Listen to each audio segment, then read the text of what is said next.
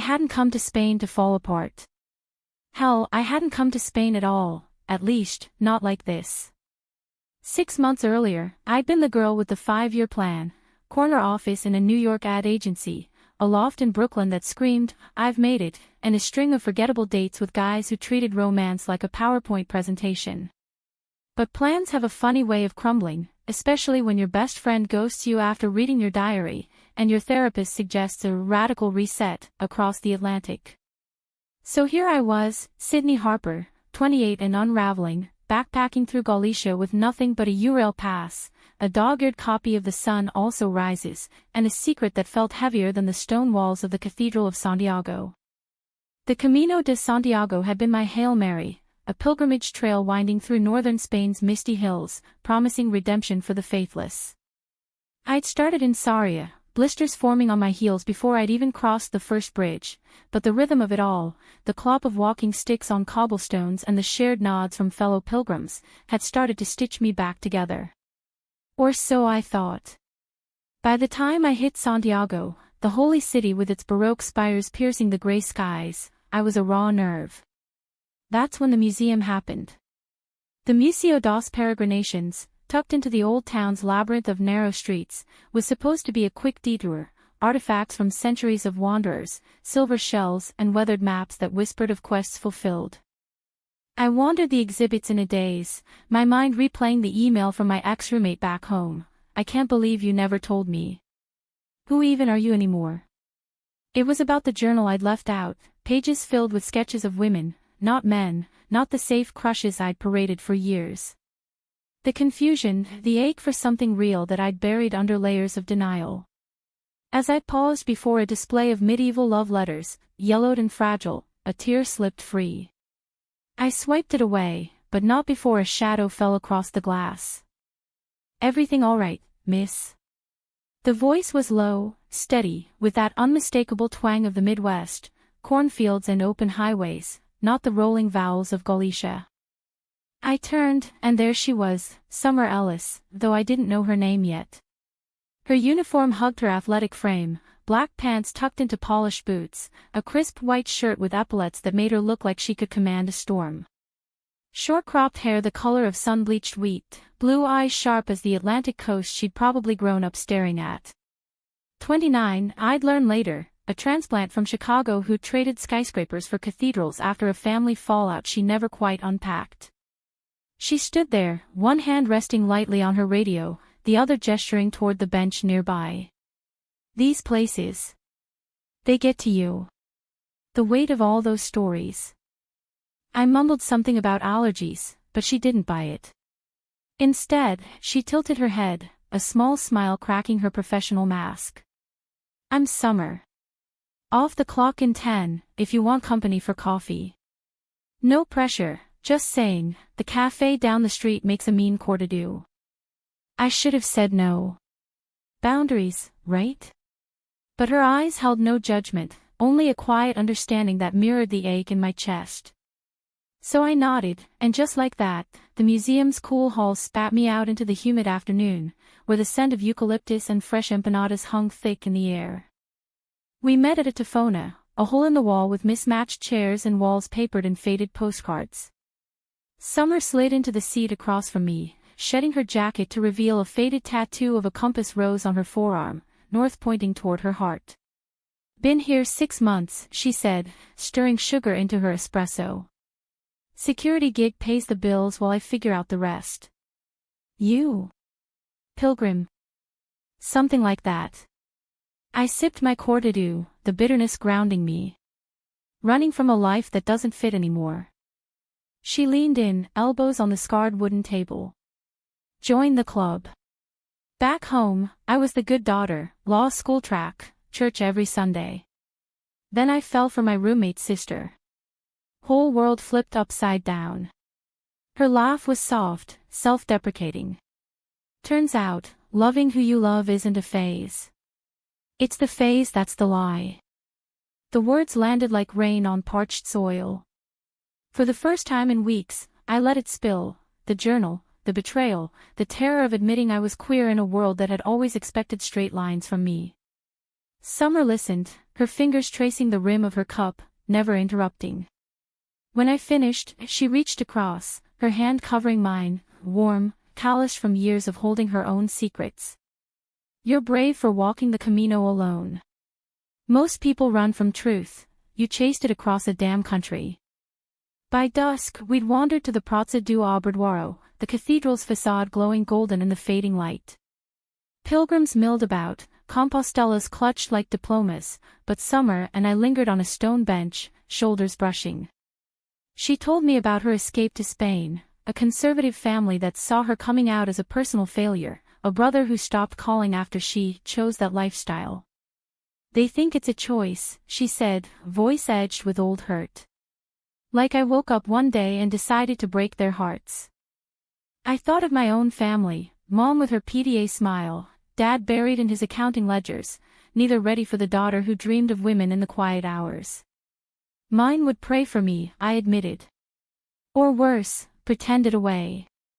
We talked until the street lamps flickered on, the air cooling with the promise of rain. When she walked me to my albergue, a creaky hostel off the Rua do Franco, her goodnight was a hug that lingered a beat too long, bodies aligning in a way that sent sparks skittering up my spine. See you tomorrow? She asked, pulling back just enough to search my face. Yeah, I breathed. Tomorrow.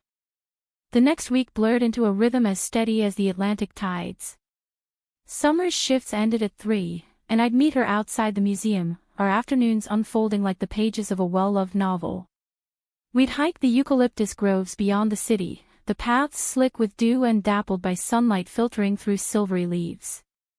She'd point out wild herbs, Romero for remembrance, Tomillo for courage, and I'd sketch them in my journal, her profile sneaking into the margins, the curve of her jaw, the way her eyes crinkled when she laughed at my terrible Spanish.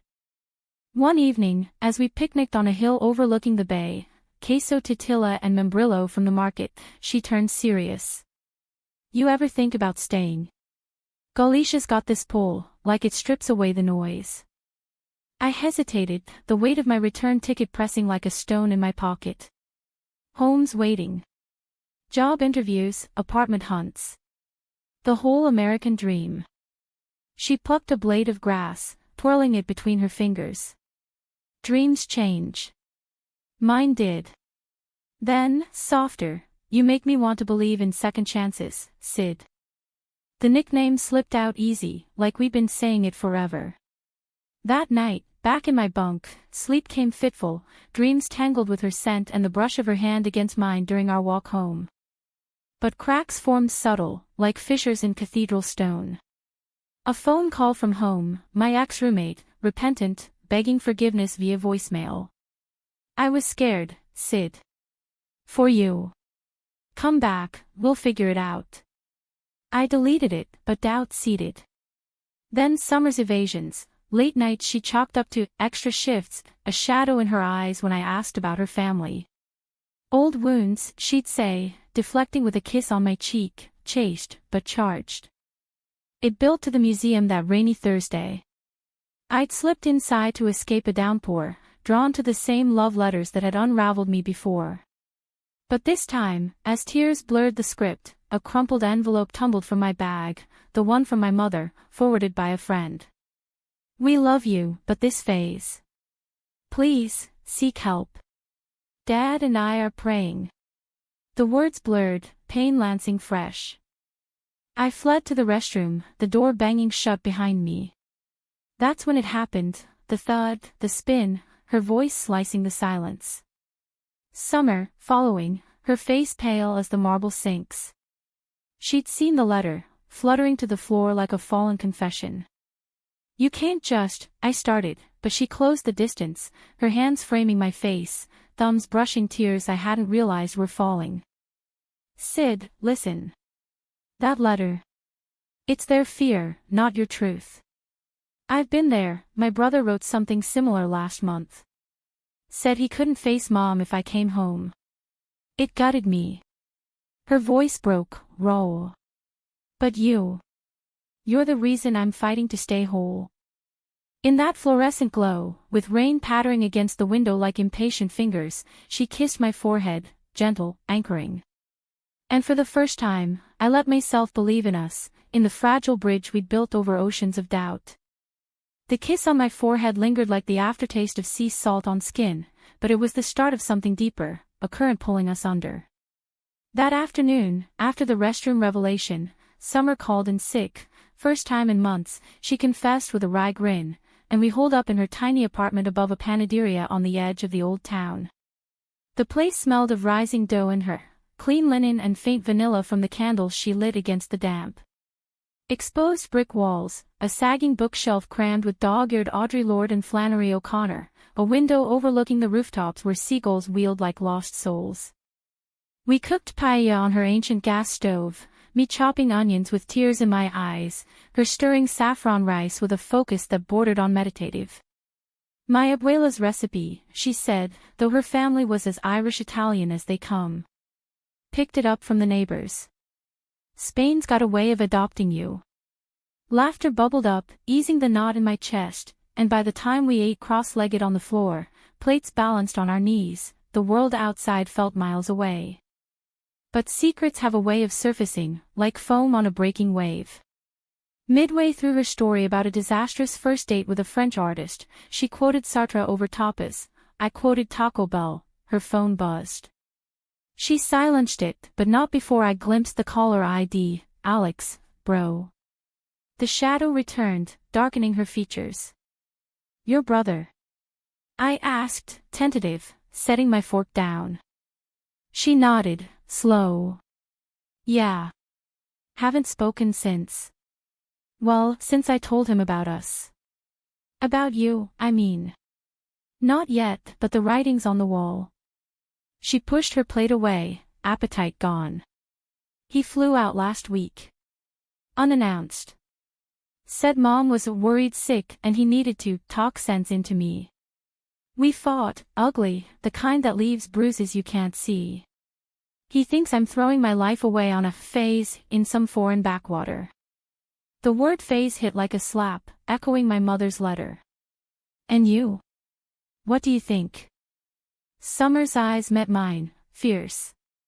I think life's too short for half-truths. You walked 1,000 kilometers to own yours, I'm not letting family rewrite mine. She took my hand, interlacing our fingers. But it hurts, Sid. He's the only one who ever got me, the kid stuff, the dreams of being a cop like Dad before the divorce wrecked everything. Now. Radio silence. I pulled her close, her head resting on my shoulder, the rise and fall of her breath syncing with mine. He'll come around. Or he won't. But you're not alone. We stayed like that until the rain tapered, the city bells tolling vespers in the distance. The days that followed were a fever dream of stolen moments. Mornings at the Mercado de Abastos, haggling over figs and percebes while her hand brushed my lower back, a secret code. Afternoons exploring the Rias Bikes' coast, tide pools teeming with starfish like scattered jewels, her laughter carrying over the crash of waves as I splashed her with seawater. Evenings on her balcony, sharing a bottle of Albarino, trading stories under a sky bruised purple by sunset. You're a poet, you know that, she murmured one night, her fingers tracing lazy circles on my palm. The way you see the world, like it's all connected, fragile and fierce. I blushed, heat rising despite the chill. Says the woman who patrols history like it's her personal fortress. Our eyes locked, and the air thickened, charged with unspoken want. She leaned in, lips brushing mine, soft at first, then deepening, a promise sealed in the quiet dark.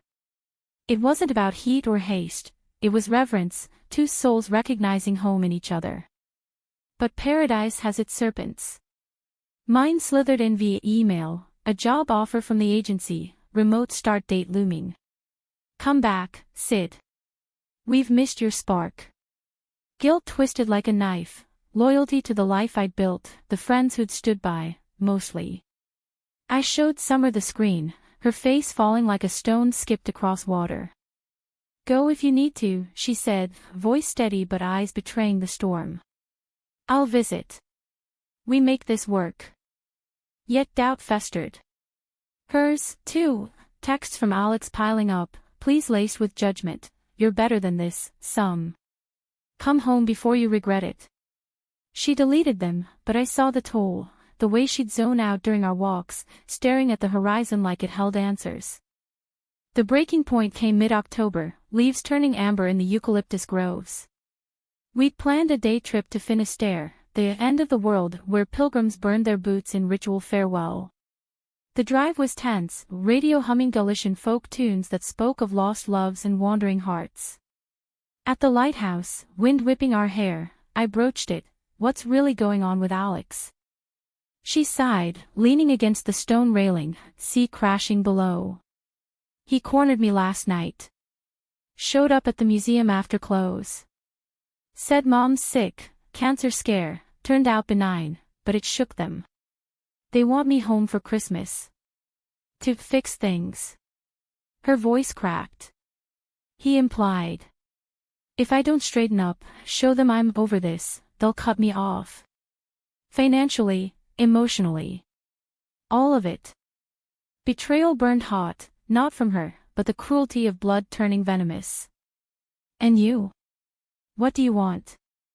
I want you, she whispered, turning to me, hands cupping my face. But family. It's a tether, Sid. One I've been cutting thread by thread. We kissed there, desperate and salt-tinged, the world narrowing to the press of her against me, the wild freedom of the cliff's edge. But as we drove back, thunder rumbling in the distance, I felt the fracture lines deepening. That night, alone in my albergue, my phone lit up, a photo from my ex-roommate, a group shot at a Brooklyn bar. Your spot's empty. Hurry back. Then, a voicemail from Mom, sweetie, we've booked your flight. Time to come home where you belong. Tears came unbidden, and in the haze, I typed a reply to the agency, accepting the offer. See you soon. It felt like amputation. The next morning, I met Summer at the museum, envelope in hand, my resignation from the Camino life, the ticket stub peeking out. Her face lit up, then dimmed as I explained. It's not forever, I lied, the words tasting like ash. Just space to breathe. She nodded, but her hug was fierce, bones against bones. I'll wait. However long. We spent the day pretending, one last hike, one last cafe kiss. But as I boarded the train to Madrid that evening, her silhouette waving from the platform, a text buzzed, Alex called. I'm going home for the holidays. To make peace. Love you. My heart plummeted. Was it peace, or surrender? The train lurched forward, carrying me away from the woman who taught me to claim my truth, leaving only echoes and the sting of what-ifs. Back in New York, the city swallowed me whole, subway rattles, coffee runs, the agency's fluorescent hum. I threw myself into pitches, neon lights blurring the homesickness. But summer haunted me, midnight calls across time zones, her voice a tether fraying with each, I miss you. Christmas came, she went home, update sparse. Family dinner was tense. Mom cried. Alex is trying. Then silence, broken by a gut punch email, they want me to see a counselor. For clarity. I said yes. To keep the peace. God, Sid, I'm sorry. Betrayal, not outright, but insidious, a slow poison. I fired back, clarity. Or erasure. No reply. Weeks bled into January, my journal filling with sketches of her compass tattoo, now cracked like fault lines. By February, the calls stopped. A final text, it's too much. I can't lose them. Be happy, Sid. I deleted her number, but not the ache, a hollow where she'd carved her space. Spring thawed the city, cherry blossoms mocking my frostbitten heart. I dated, a barista with kind eyes, a curator who quoted Woolf, but they were echoes, not her. The agency promoted me, champagne toasts rang hollow. One rainy afternoon, wandering a gallery much like the one in Santiago, I froze before an exhibit on pilgrimage, a photo of Finisterre, boots aflame at world's end. That's when my phone rang, Unknown number, Chicago area code. Sid. It's Alex. My breath caught. What do you want? A pause, heavy. Summer's a mess. Came home, tried to play the part. But she broke down last night, told Mom everything. About you, about loving fierce and unapologetic. They didn't take it well. She's packing to leave again. For good, this time. And you? I whispered, pulse thundering. I'm sorry. For all of it. She needs you. We all do, me included. I was scared, like you.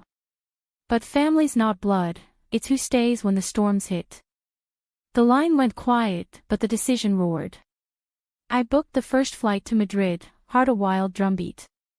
The Camino called again, not for penance, but pursuit. The flight to Madrid was a blur of recycled air and half-hearted in-flight movies, my mind replaying every fracture, every fragile mend. By the time I landed, jet-lagged and resolute, the Galician coast felt like a fever dream, distant yet visceral, pulling me back with the inexorability of tide. I rented a battered Fiat, the radio crackling with Fado laments as I barreled west on the AP-9, rain-slicked highways flanked by emerald hills that seemed to whisper welcome home, wanderer. Santiago greeted me with open arms and leaden skies, the old town's alleys unchanged, yet everything sharper, the toll of the Botafumeiro in the cathedral, the steam rising from churros at the market. I went straight to the museum, heart in my throat, half expecting Summer's post at the entrance. But the desk was manned by a grizzled local, mustache twitching as he shrugged. Alice. Quit last week. Said something about the States, then changed her mind. Try the albergue on Rua Nova, she crashed thereafter. The albergue was a stone's throw from my old haunt, a warren of bunks and shared sorrows. The hosteler, a wiry woman with silver braids, remembered me. See, the Guardiana. Room 12, but she's out walking. Finisterre bound, I think. Chasing ghosts. Ghosts. The word stung. I checked in, dropped my bag, and paced the creaky floorboards until dusk, the window framing a sky bruising to indigo. Sleep evaded me. Instead, memories flooded, her hand in mine on that cliff, the salt of her tears mingling with the sea. By dawn, I was back in the Fiat, tires humming toward the end of the world. Finisterre unfurled like a sigh, jagged coastlines where the Atlantic gnawed at the earth, lighthouses standing sentinel against the foam. I parked near the trailhead, boots crunching gravel as I hiked the path we'd walked together, wind tugging at my jacket like an impatient lover. Halfway up, a figure emerged from the mist, a silhouette I'd know anywhere, tall, purposeful, compass tattoo peeking from her rolled sleeve as she stared out at the horizon. Summer.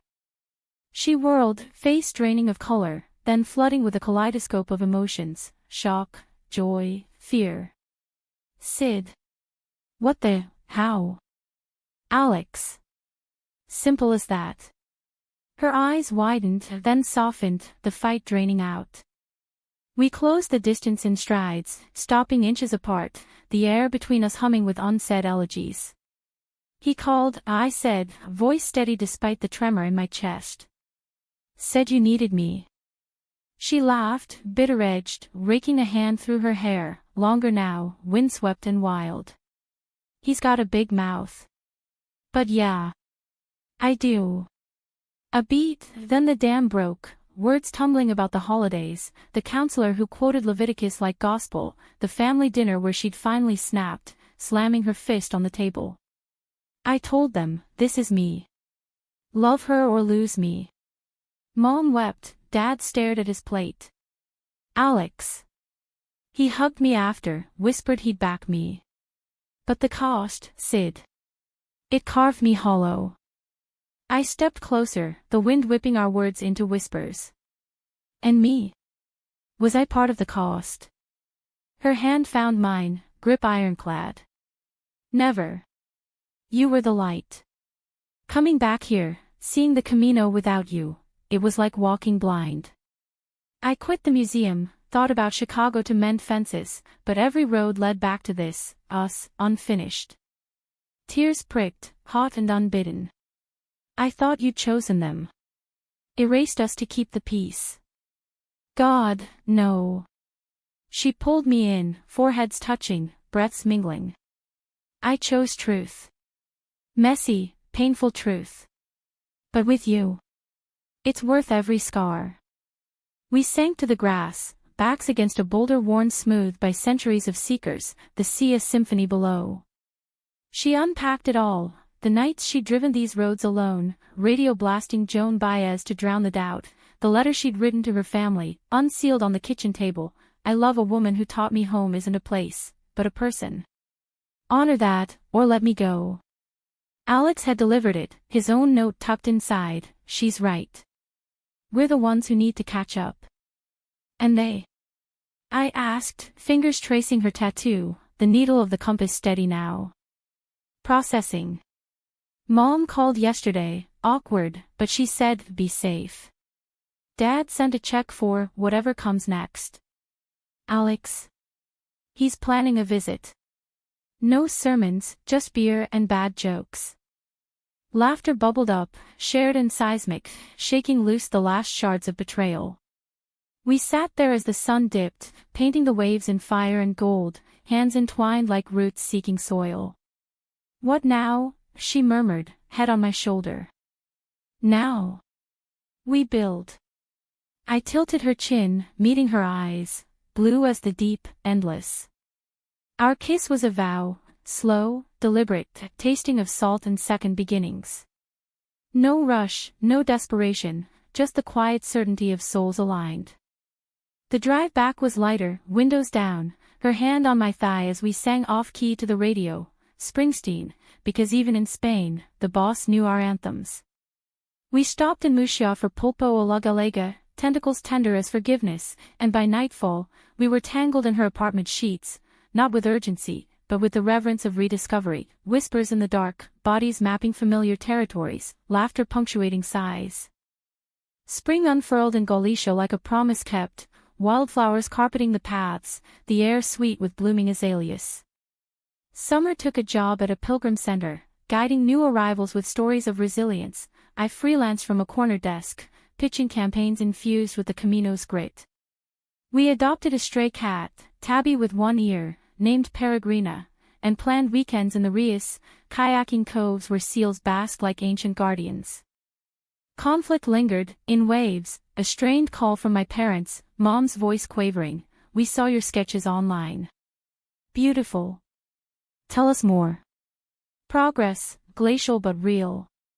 Summer's family sent postcards, stiff at first, then warmer, a photo of Alex at a pride event back home, rainbow flag in hand. Betrayal's sting faded, transmuted into empathy. We were all just people, fumbling toward light. One June evening, as the solstice sun hung late, we hiked to that same hill overlooking the bay. Picnic basket in tow, we spread a blanket amid the eucalyptus, the air humming with cicadas. She pulled a small box from her pocket, not a ring, but 2 silver shells, scallop edges interlocking like puzzle pieces. For the road ahead, she said, voice thick. Wherever it leads. I fastened mine around my neck, the metal cool against skin warmed by her touch. To the end of the world and back. We made love under the stars, not as conquest, but communion, bodies and breaths weaving a tapestry of trust rebuilt.